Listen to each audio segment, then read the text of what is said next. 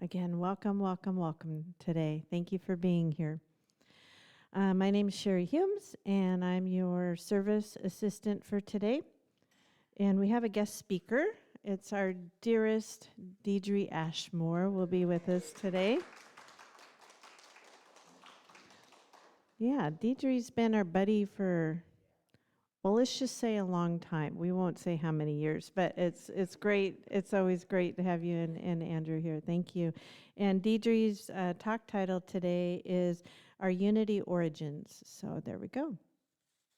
And then for music, we have our dynamic duo. We have Kate and Cheryl. So we want to thank them for being here. Always a treat.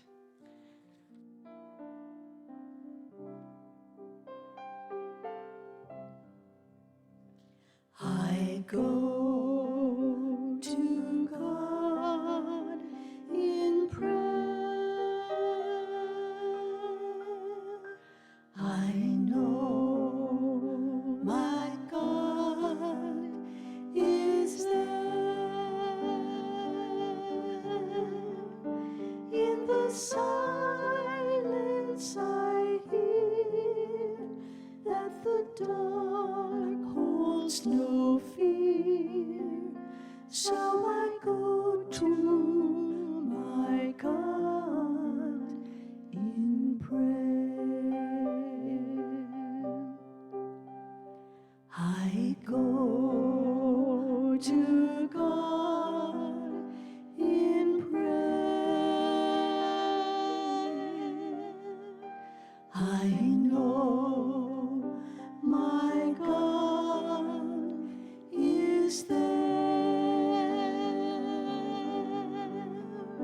Peace and tranquility, love is waiting for me.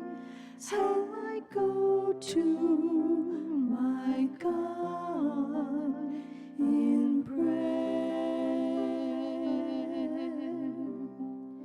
Now I go to my God in prayer. So I go to my God in prayer.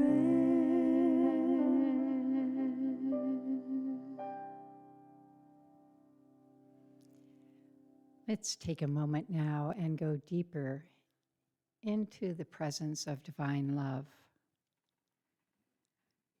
We go to our God in prayer, and our God truly is everywhere present, within us and around us. And that is the good news of our unity teachings. So breathe this in, the idea, the thought, the truth that right where I am, God is. Right where I am, God is. Breathe that in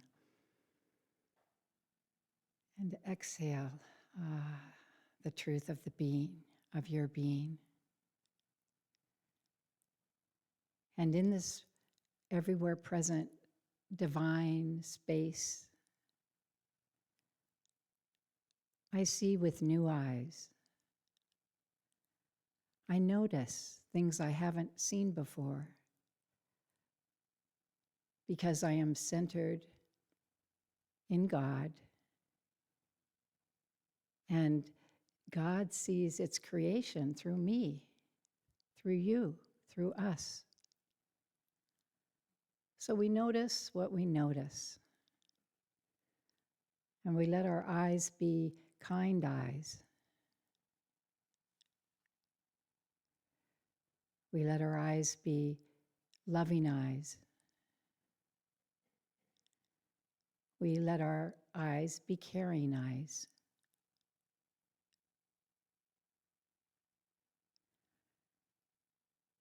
Right where I am, You are. We are. God is. So if you've come today with anything on your mind or heart, you can let it go. We just let it go. For God is here. We turn any anxiety, any concerns over to the divine that knows all, is all. Simply just by letting it go. And if our mind starts to fret about whatever it may be, we say, no, stop, peace, be still. We don't pick it up. We just let it be. And so that way we allow our minds to embrace and entertain creative ideas, ideas of truth, ideas of joy, ideas of peace.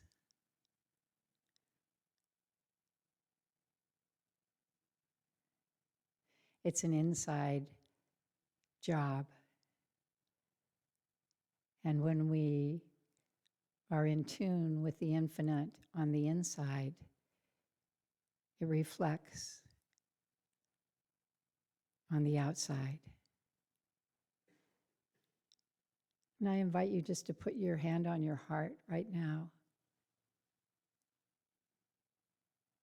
and to give appreciation for your physical being, sending love to your body, to your mind, your heart, and have compassion for yourself, for your journey, for your walk. And give yourself some grace, a pat on the back, because the words for you are well done, good and faithful servant. Well done. And so it is. Amen.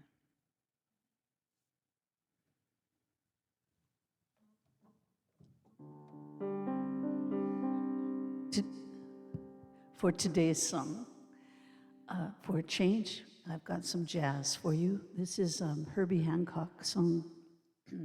Herbie wrote this way back in the 60s, early 60s, and it is as valuable today as it was then. It's about our path, our voyage in life, and the surprises that come along, and hearing with your heart instead of your ears. I love this song. It's called Maiden, Voyage.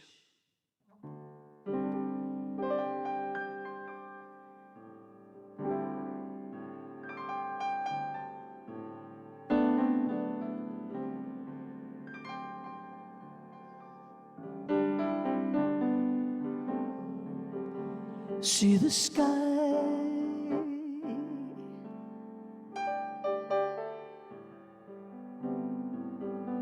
let's explore its hue.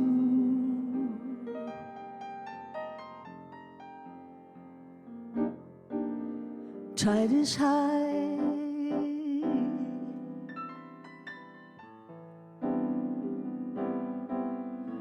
time for your debut.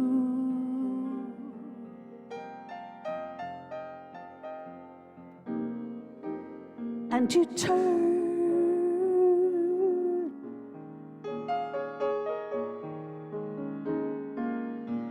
lovely things you say,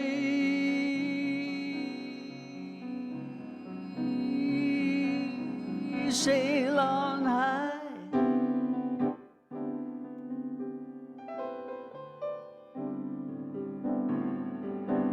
You learn love today.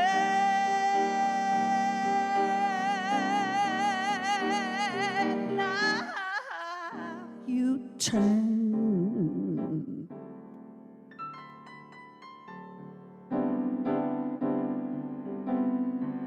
homeward bound.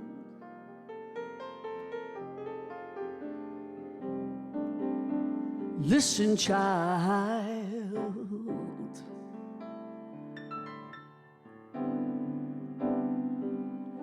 and you can see with sound,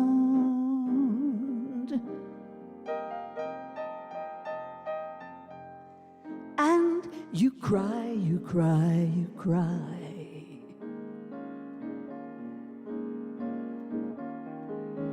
Lovely things you say,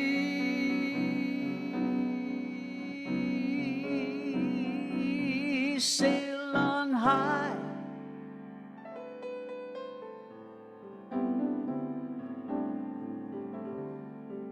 You'll learn love today.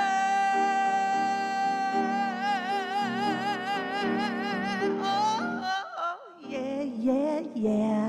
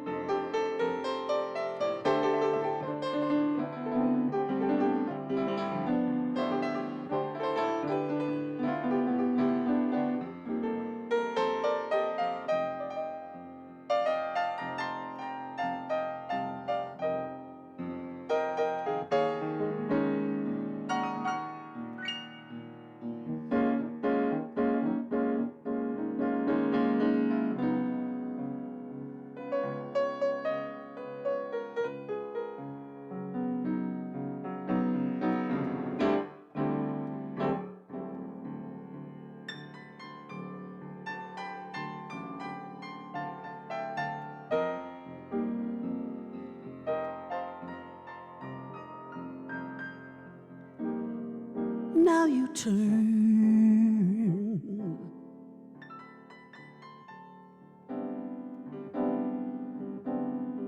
homeward bound.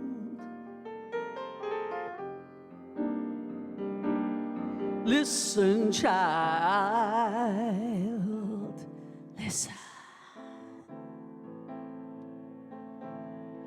You can see with sound,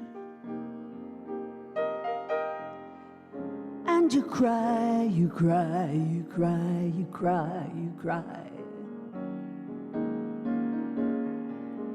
Lovely things you say,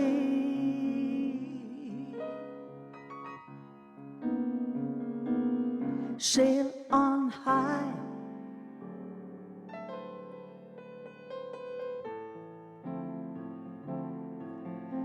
You'll learn love today.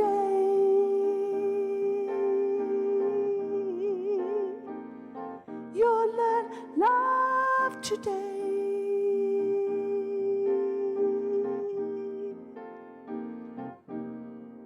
You'll learn love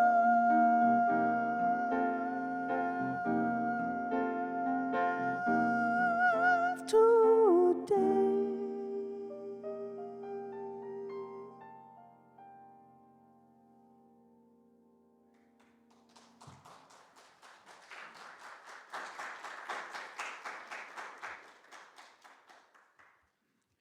That was beautiful, Cheryl. Thank you. How talented you are. We have some great talent here, don't we? Yeah, it's wonderful. Well, good morning, and we welcome our online community as well, and we've already said hello to them, so we're glad everyone who is tuning in today, whether physically present or online, we're happy everyone's here and that we are together. It's very good. So today I am going to share ideas about what unity is and what it is not from the writings of a unity minister that I met online. She's from New Zealand. Her name is Reverend Rachel Wotton. Now, I saw her on the Unity Ministers Facebook page, and she responded to, I'm not even remembering what the question was, or what the issue was, or what the discussion was, But what she said really resonated with me, and I said, that's brilliant. And she said something about our unity teachings in a different way. So that caught my attention. So then I went and found her Facebook page and went all the way on that Facebook page to New Zealand, to Auckland, which I've been to years and years ago in the 80s. But I love her ideas and her words. So we're honoring our unity origins with an awakening, with a new twist. And see if you can, if it sounds like it's new to you. It might not, because we're evolving all the time. But first, let's look at what unity is. It's about honoring our traditions. That's we do. And we remember our founders, Charles and Myrtle Fillmore. And one thing that's interesting about them, they didn't use the word reverend in front of their name.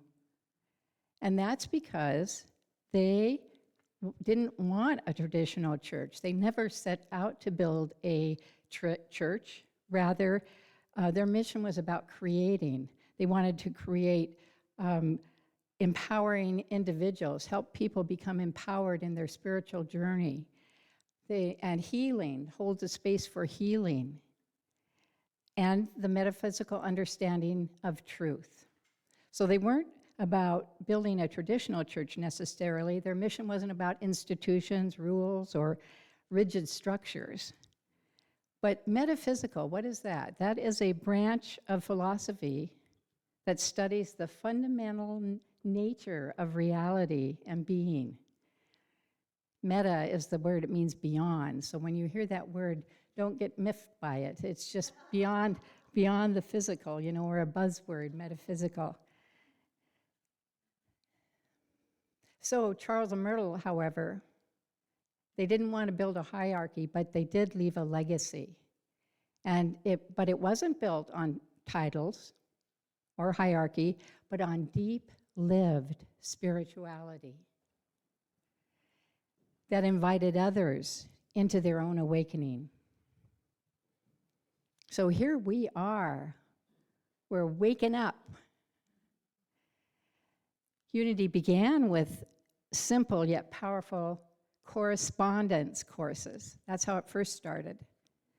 Sent through the mail, and then Silent Unity, the prayer ministry, came later.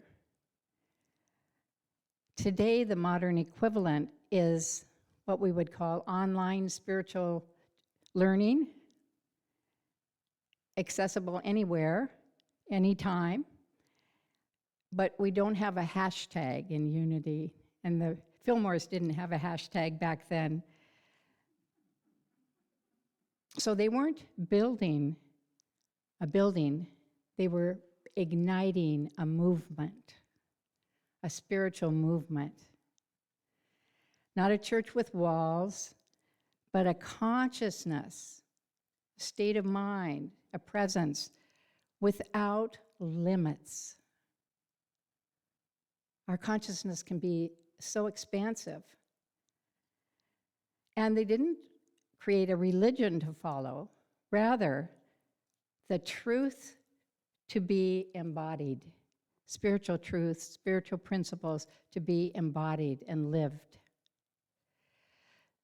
The Sunday service wasn't really part of a formal blueprint, but it emerged from people's natural response for a deep yearning that people had. They wanted to learn how to heal themselves. They wanted to connect with the divine, to have an experience with community. That's what we do here. To share spiritual practices and to receive soul nourishment. Does that sound like why you come? Why you're here? Yeah, it is. Yeah, it fits us to a T, doesn't it? I say us because this was my church before I went off to ministerial school with my dear friend and sister and colleague, Reverend Sandra Soli Keep. We'd pray up in one of those little rooms, and look what happened. Watch what you pray for. You may be blindsided.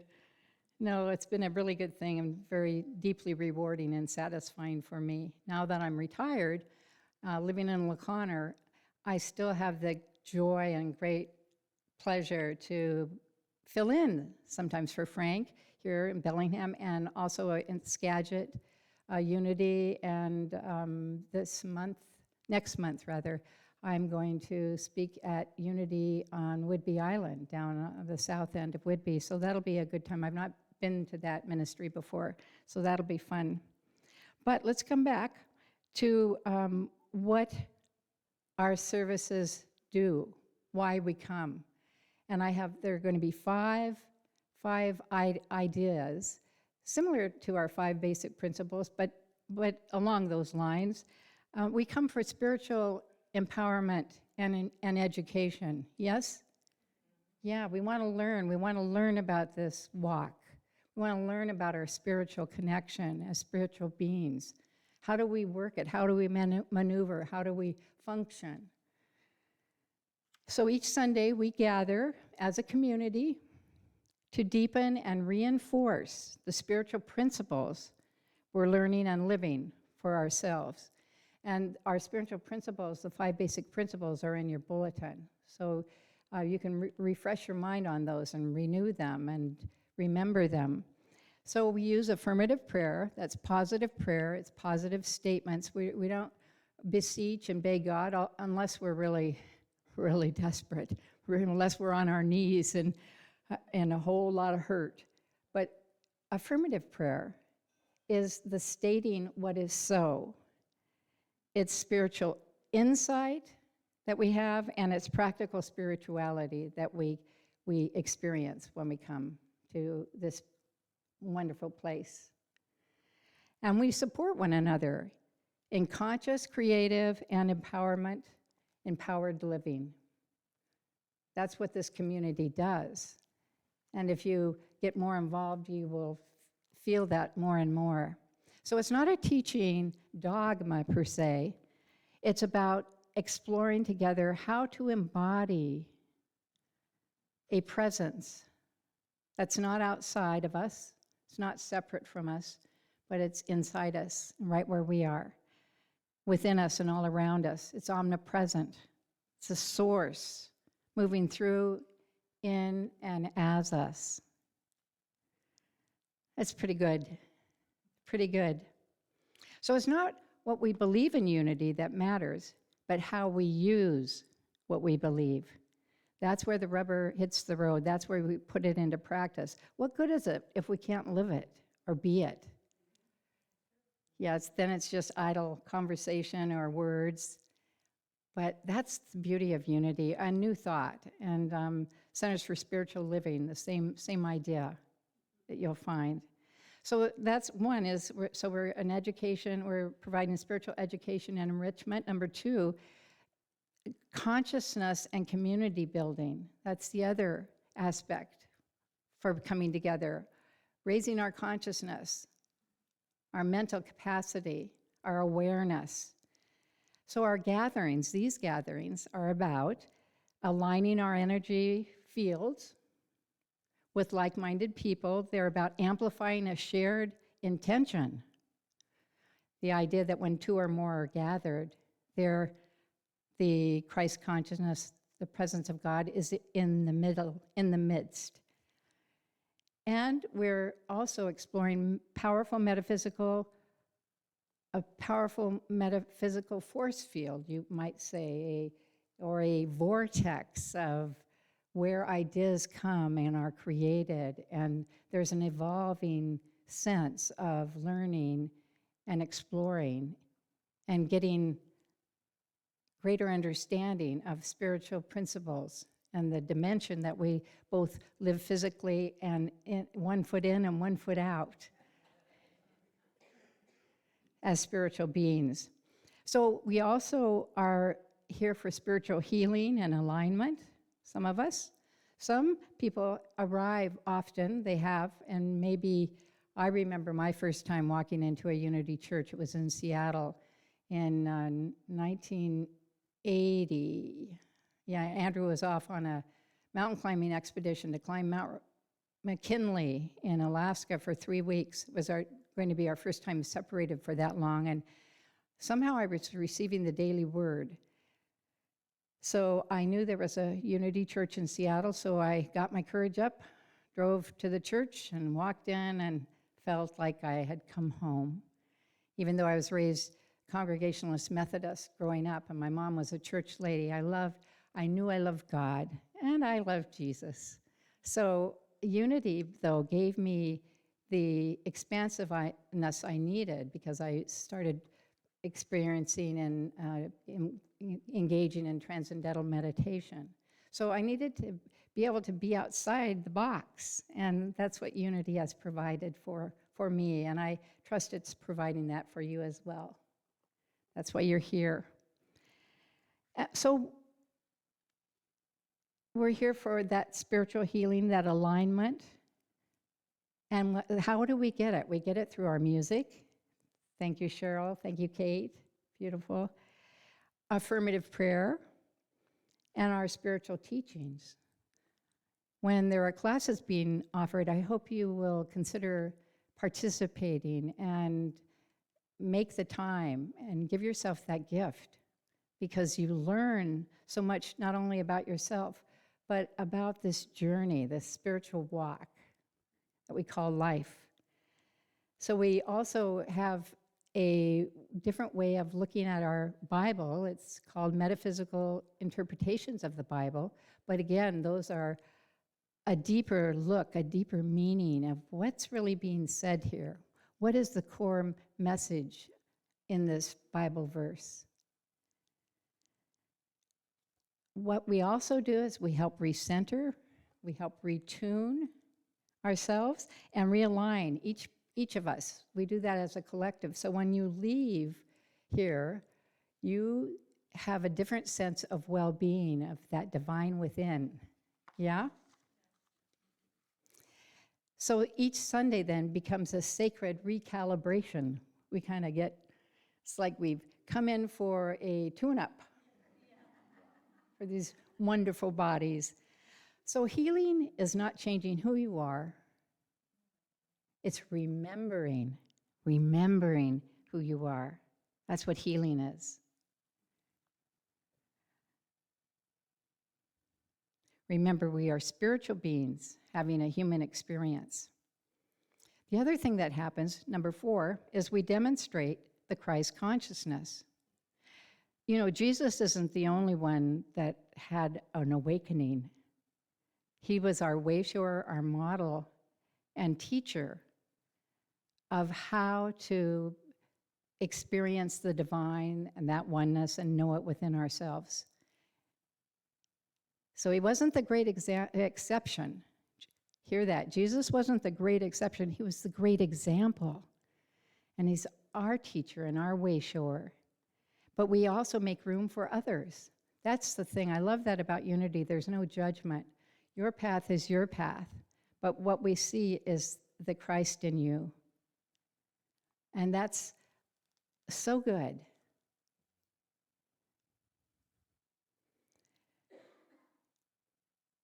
And so we live from authenticity because we know that that's the way the divine is expressing in and as you, in and as me.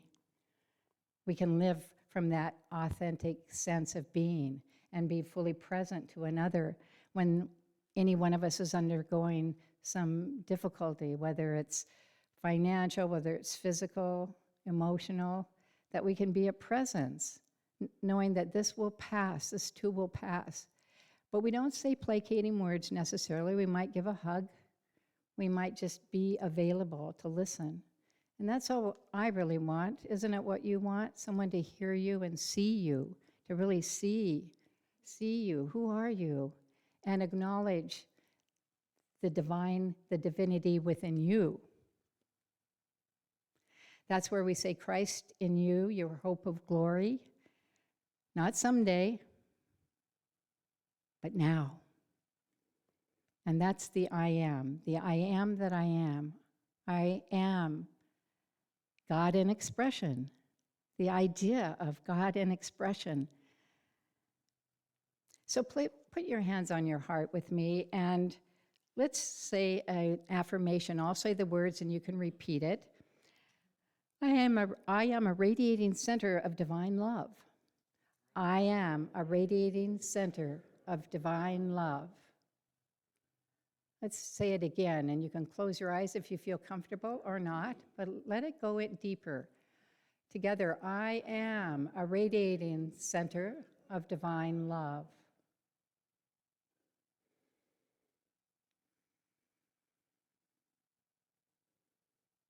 And again, I am a radiating center of divine love. It's true. We're also here because we want to be spiritually activated and have spiritual action, take action in our lives, to make a difference, to show up for causes that are important to us or for us. And if we can't show up in person, then we might give our financial gifts, or we just are kind to ourselves and to another. We just offer a kind word. Or maybe we see somebody just when we're out and about, but our eyes send out appreciation and namaste, I honor the God within you, just through our eyes, just through our being. Remember that we are light bearers. Be the light bearers. You are the light of the world, so we want to live that light. Cultivate that light. So while this might look like a service, this is not a church service in its traditional sense. Rather, it is a spiritual training ground. When you come and when you attend classes, we are in training. And it's a ground for that spiritual development. We are in a healing vortex, a place of concentrated energy, a powerful place. We have a consciousness. There's a consciousness laboratory here. We're part of the experiment. I don't think it'll hurt too much. But when we are out of sorts, when we're very sad, or we have news, or we have a physical condition, come here, reach out, ask for prayer support. It's really important. Call our prayer ministry at Silent Unity, or pray with one of the prayer chaplains here. Is there a prayer chaplain here today? Yes, there she is. Helga's in the back. Helga would be willing to pray with you. And you have the prayer requests at the prayer box. Fill those out as well. There will be someone praying with you and supporting you. Our responsibility now is to keep this spirit alive. Charles and Myrtle's movement was a call to spiritual freedom, personal empowerment, and direct communication with the divine. We have that ability, that access. We don't need an intermediary. But you can have one if you feel like it's too much for you. You'd like somebody else to share that idea with you, and that you know that you're being held in prayer, and that person sees the Christ of your being. That's what we do for one another. We want to learn to demonstrate the essence of what unity has always and was always meant to be, a spiritual movement of awakening. An institution of, not an institution of stagnation or limitation, but a place where all things are possible. There's a largesse and a generosity of the presence of God. So these are some of our origins that we can be pleased with and happy with, that we're part of it, that we found our way here.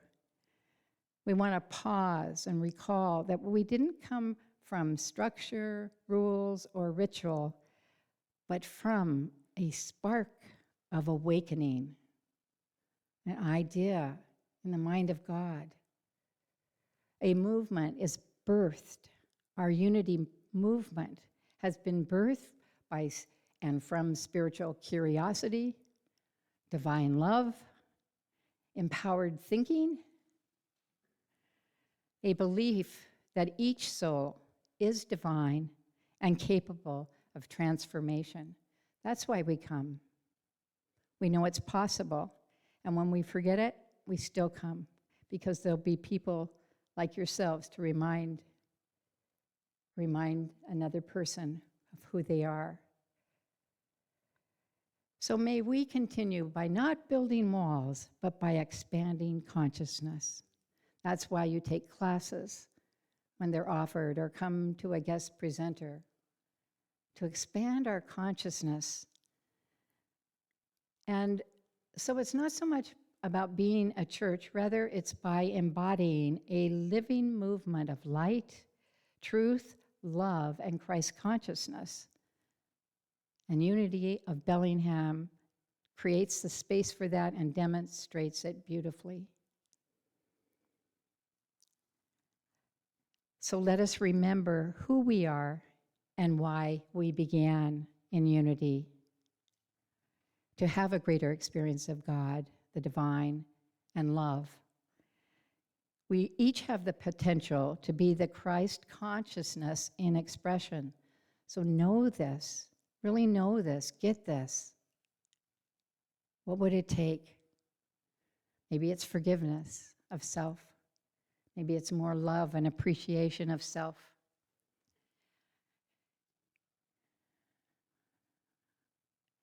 Yes, unity is a movement that was started in prayer. It was during World War II, and the Fillmores would meet at 10 o'clock in the evening for a prayer, for peace in the world. And eventually they gathered more people heard about it. They started with a few people, and then it moved and grew into something to what it is today. Unity churches are worldwide. There's Unity International. The home of Unity is in Lee Summit, Missouri. And we have both Unity Worldwide Ministries and Unity headquarters, but they're going to be merging. And that's to take place and be done by 2026. So it makes sense, doesn't it? It's kind of hard for people to fathom. What do you mean there are two organizations in unity? The word unity, duh.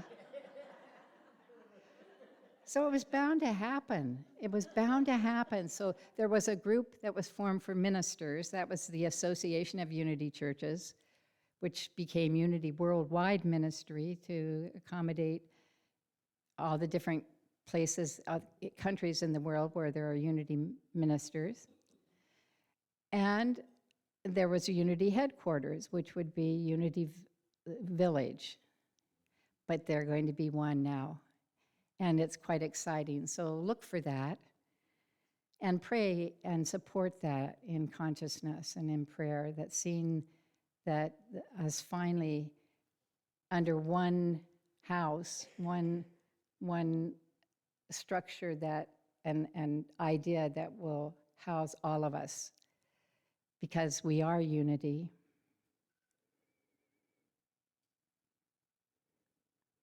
So do not struggle with a problem yourself. Turn it over, fill out a prayer request in the prayer box.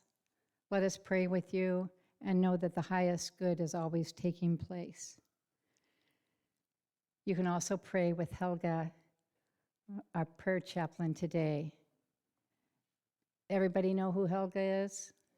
Yeah, good. She will support you in the highest and the best, knowing that God is present where you are, right where you are, and love is present right where you are. Let's just take a moment to close our time together as far as this portion of our service and give thanks for what we learn, what we know. We also bless Frank and Diane and his day away from here for now, just today. He deserves a day off. And so he's supporting Diane in her next adventure in spiritual living. We're grateful for them and their family. We are grateful for the idea of unity in the mind of Charles and Myrtle Fillmore, and that all who come here feel and recognize the Christ consciousness. And so it is. Amen.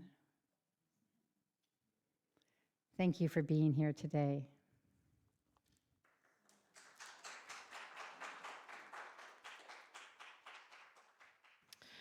Okay, I have to be technical. I didn't have a pen, so I have all the notes on my phone. Okay, just a couple of announcements. First one I'll do is we had a visioning gathering meeting yesterday. It was well attended. We have probably had about 12, 14 people in attendance, and some amazing conversation. I see some people who were there yesterday and just kind of looking around and seeing their smiles. I think there's agreement with that. My takeaway is that we explored ideas how to expand as an evolving spiritual community. And I know that Reverend Frank will talk about it more next week, but it was just amazing that Deidre's talk really was so in alignment with what we talked about. So I think we're just on this cutting edge of goodness. So I'm excited about that. I have a couple of people I'm going to call up. The first, I think, Bliss, do you want to come up first?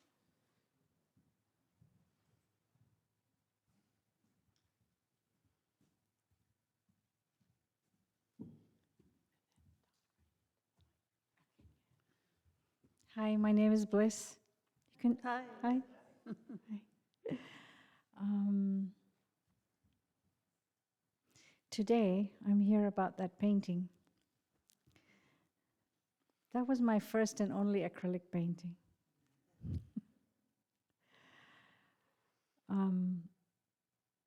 My painting is a tribute to the Divine Feminine, and pictured is the memory of baby Lolita.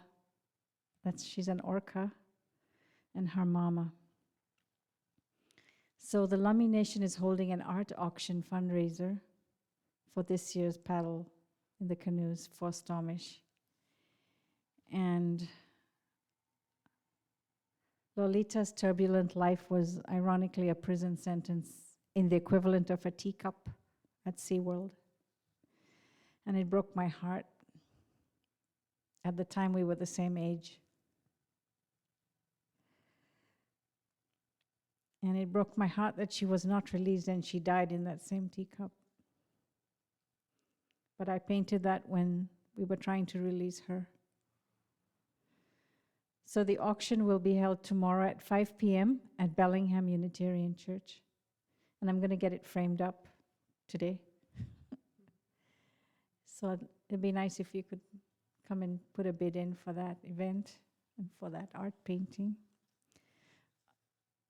I also wanted to give thanks for your beautiful words on unity. They very much jive with me and my spirit to be a collaborator in this community, to build collaboration by recognizing that we can turn to nature for answers. And I have turned to the honeybees because they collaborate to the T. They are technically on top of the pyramid because without them, we are not. So there's more to come with my idea of friendship gardens and seeing each of ourselves as a source of power, coming to our power just as the honeybee is, and just as the honeybee cell is. So that'll come a bit later, but thank you.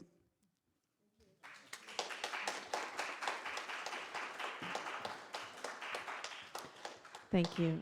Jim, do you want to come up and do your message?